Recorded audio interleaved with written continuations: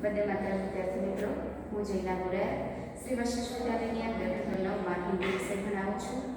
આપણે ગયા વિડીયોની અંદર આપણે જોઈતું વાક્યના પ્રકારો, એની અંદર આપણે વાક્યના તત્વો જોયા હતા અને આજે આપણે જોવાના છે વાક્યના પ્રકારો અને એ વાક્યના પ્રકારોની અંદર આજે આપણે જોઈશું अर्थ के आधार पर वाक्य के प्रकार।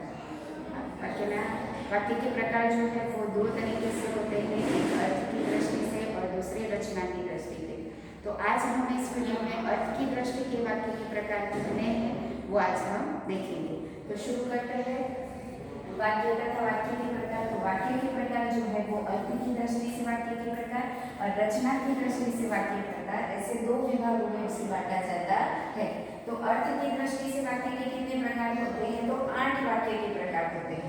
इसमें विधानवाचक वाक्य, निषेधवाचक वाक्य, प्रश्नवाचक वाक्य, विस्मयवाचक वाक्य, इच्छावाचक वाक्य, संदेहवाचक वाक्य और आज्ञावाचक वाक्य। बराबर है। तो अहींया जे छे संकेतवाचक वाक्य और संधिवाचक वाक्य। तो यहाँ पर हम पहला जो प्रकार है वो देखेंगे विधानवाचक वाक्य। सबसे पहले हम देखेंगे विधानवाचक वाक्य। विधानवाचक वाक्य पहले तो किसे कहते हैं?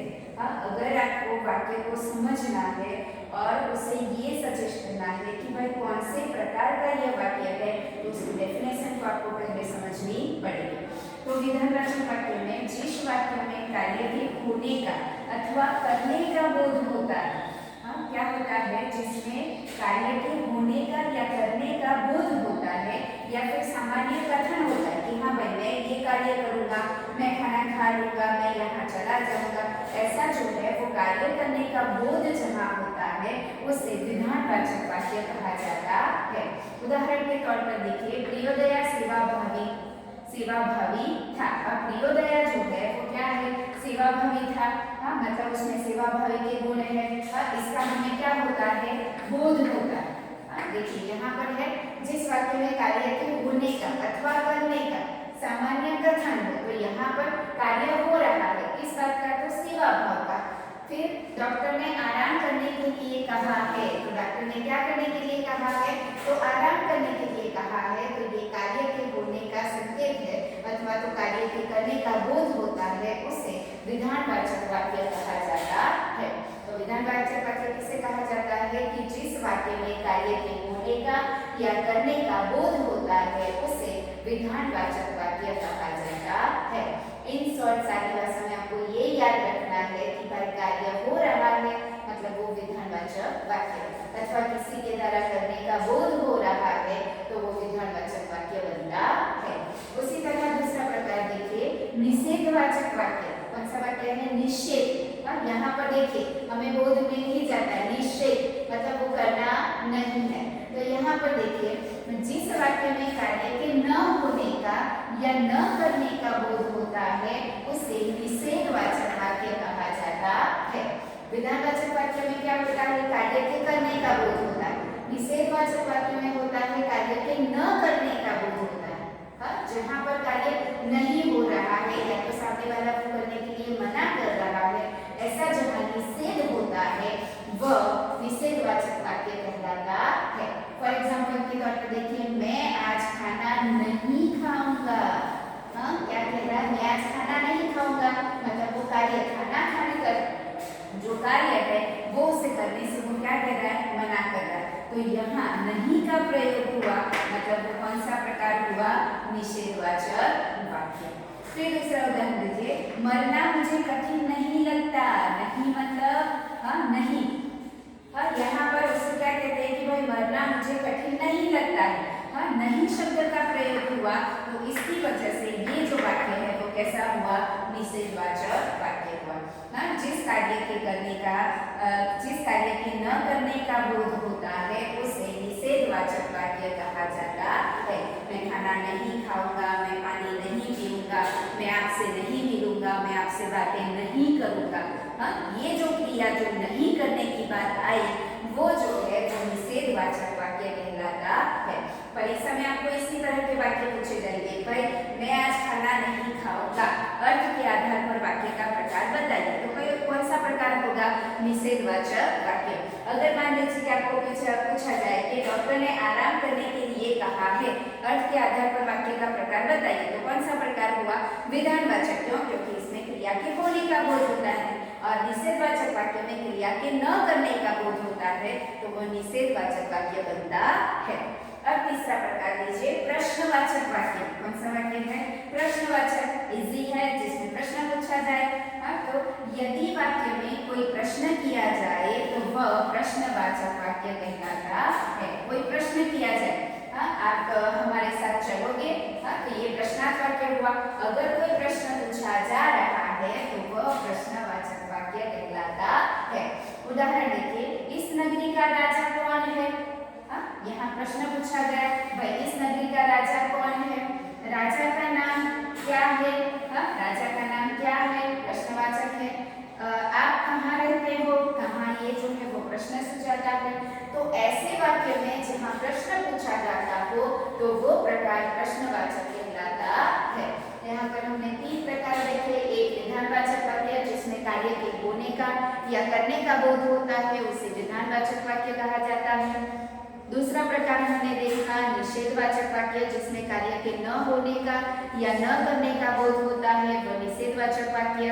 और तीसरा प्रकार हमने देखा प्रश्नवाचक वाक्य जिसमें प्रश्न पूछा जाता हो, वह प्रश्नवाचक वाक्य कहलाता है। एकदम इजी है। अब हम देखेंगे चौथा प्रकार। चौथा प्रकार में है विस्मयादिवाचक वाक्य, जिसमें यदि वाक्य में विस्मय, शौक, हर्ष, घृणा, खुशी आदि के भाव अभिव्यक्त होते हो, उसे विस्मयादिवाचक वाक्य कहलाता है। कौन कौन से भाव होता है? विस्मय, शौक, हर्ष, घृणा और खुशी जैसे भावों का बोध होता है, वह विस्मयादिवाचक वाक्य कहलाता है। इसमें देखिए कि अरे इतना सुंदर गुलमोहर, ये क्या हुआ? विस्मय हुआ, आश्चर्य हुआ। अरे इतना सुंदर, मान लीजिए कि अगर गुलमोहर की हमने कल्पना की हो कि हाँ भाई सुंदर होगा, पहाड़ियाँ होगी, बर्फ होगी, मजा आएगा, लेकिन वहां जाकर हम उसका नजारा देखें तो अरे वाह इतना सुंदर, तो ये क्या हुआ? विस्मय हुआ, आश्चर्य हुआ। तो ये जो प्रकार है वो कौन सा प्रकार बनता है? विस्मयादिवाचक वाक्य कहलाता है, जिसमें विस्मय, शौक, हर्ष, घृणा और खुशी के भाव आते हैं, वो विस्मयादिवाचक वाक्य कहलाता है। दूसरा वाक्य, ओह यह क्या हो गया? कभी कभी हम ऐसे शौक में पड़ जाते, ओह ये क्या हो गया? अचानक से कोई दुख का समाचार मिल गया, मान लीजिए किसी इंसान के साथ हमने अभी बात की और वो तो हमें आश्चर्य हो जाता है, ये क्या हो गया भाई? तो ये जो होता है आश्चर्य, विस्मय, शौक, घृणा, खुशी, ये सारे भाव जिसमें दिखाई दे वह विस्मयादिवाचक वाक्य कहलाता है। ओके, चौथा प्रकार हमने देखा। अब हम देखेंगे पांचवा प्रकार, जिसमें है इच्छावाचक वाक्य। जिसमें होता है जिस वाक्य में वक्ता की इच्छा, आशा, शुभकामना या श्राप आदि की अभिव्यक्ति होती हो, उसे इच्छावाचक वाक्य कहलाता है। अब यहाँ पर देखिए इच्छावाचक वाक्य में क्या होगा? इसमें क्या होगी? इच्छा, आशा, शुभकामना और श्राप किसकी होगी? जिस वाक्य में वक्ता यानी बोलने वाले की क्या होती है? इच्छा हो, आशा हो, शुभकामना हो, और अगर बोलने वाला श्राप देता हो तो ऐसे भाव अगर प्रकट होते हो तो उसे इच्छावाचक वाक्य कहा जाता है। यहाँ पर देखिए आपकी यात्रा मंगलमय हो, ये जो है वो क्या है? शुभकामना है कि भाई आपकी यात्रा मंगलमय हो। गुरुजी आ जाएंगे, क्या होगा? यहाँ पर आशा है कि भाई गुरुजी आ जाएंगे, ये हमारी आशा दर्शाती है। भगवान करे तुम सफल हो, तो यहाँ पर क्या होगा? हमने उसके लिए इच्छा प्रकट की है कि भगवान करे तुम सफल हो जाओ। जहाँ पर वक्ता के इच्छा, आशा, शुभकामना और श्राप जैसा हो, आप हम किसी को कहें जा तुझे नरक में भी जगह न मिले, तो ये क्या हुआ? श्राप हुआ। तो ऐसे भाव अगर दिखाई देते हो वाक्य में तो वह इच्छावाचक वाक्य कहलाता है। ओके, फिर से एक बार प्रकार जो हमने देखे उसे रिपीट करते हैं। विधानवाचक वाक्य में जिसमें कार्य के होने का या करने का बोध होता है उसे विधानवाचक वाक्य कहा जाता है। दूसरा प्रकार हमने देखा निषेधवाचक वाक्य, जिसमें कार्य के न करने का या न होने का बोध हो, उसे निषेधवाचक वाक्य कहा जाता है। तीसरा प्रकार हमने देखा प्रश्नवाचक, जिसमें प्रश्न पूछा जाता हो।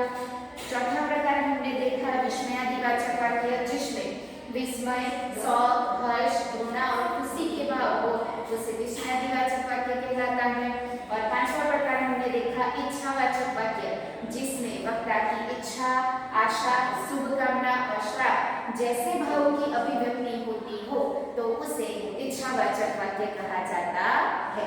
चलिए अब हम छठा प्रकार देखेंगे संदेहवाचक वाक्य। संदेह हो, शंका हो, जिस वाक्य से किसी कार्य के होने में संदेह या संभावना हो का बोध हो, उसे संदेहवाचक वाक्य कहा जाता है।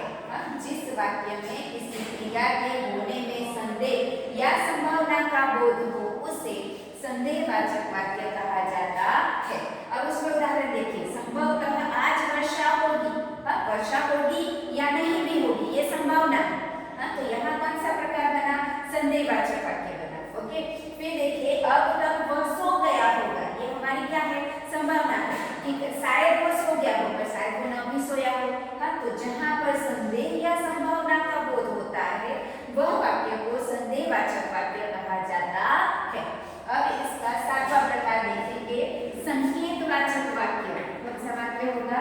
संकेतवाचक वाक्य। तो उसमें होगा जिस वाक्य में एक क्रिया का होना दूसरे पर निर्भर करता हो अथवा एक कार्य का संकेत दूसरे कार्य से मिले, उसे संकेतवाचक वाक्य कहा जाता है। जिसमें एक क्रिया का होना दूसरे पर निर्भर करता है या फिर एक कार्य का होने से ही दूसरा कार्य हो सकता है, उसे संकेतवाचक वाक्य कहा जाता है। उदाहरण के तौर पर देखिए कि परिश्रम करोगे तो अवश्य सफलता मिलेगी। मतलब पहला कार्य कौन सा हुआ? परिश्रम करेगा। अगर हमने परिश्रम किया तो सफलता मिलेगी, नहीं तो दूसरा कार्य नहीं होगा। तो यहाँ पर देखिए कि क्या है कि एक कार्य का संकेत दूसरे कार्य से मिलता है, उसे संकेतवाचक वाक्य कहा जाता है। उसी तरह दूसरा उदाहरण देखिए कि यदि मौसम ठीक रहा तो हम घूमने जाएंगे। मौसम का ठीक रहना ये कार्य हुआ तो घूमने जाने का जो कार्य है वो हो सकता है, वरना वो कार्य भी नहीं होगा। यानी एक क्रिया का संकेत दूसरे क्रिया से मिले, उसे संकेतवाचक वाक्य कहा जाता है। उसके आगे देखिए आठवां और आखिरी प्रकार जो है वाक्य के प्रकार का, वो है आज्ञावाचक वाक्य। आज्ञावाचक वाक्य का मतलब होता है जिस वाक्य के द्वारा आज्ञा, अनुमति, प्रार्थना या निर्देश का भाव प्रकट होता हो, उसे आज्ञावाचक या विधिवाचक वाक्य कहा जाता है। कौन से भाव हो? जिसमें आज्ञा, अनुमति, प्रार्थना या निर्देश का भाव हो, उसे आज्ञावाचक वाक्य कहा जाता है।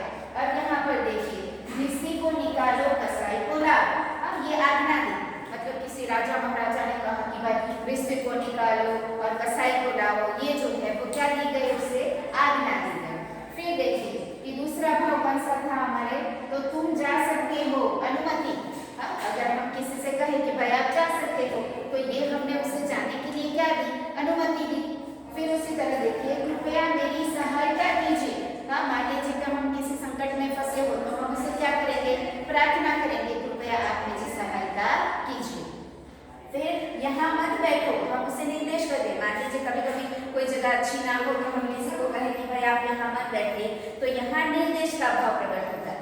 यानी कि आज्ञावाचक वाक्य में आज्ञा, अनुमति, प्रार्थना या निर्देश का भाव जहाँ हो, उसे आज्ञावाचक वाक्य या विधिवाचक वाक्य कहा जाता है।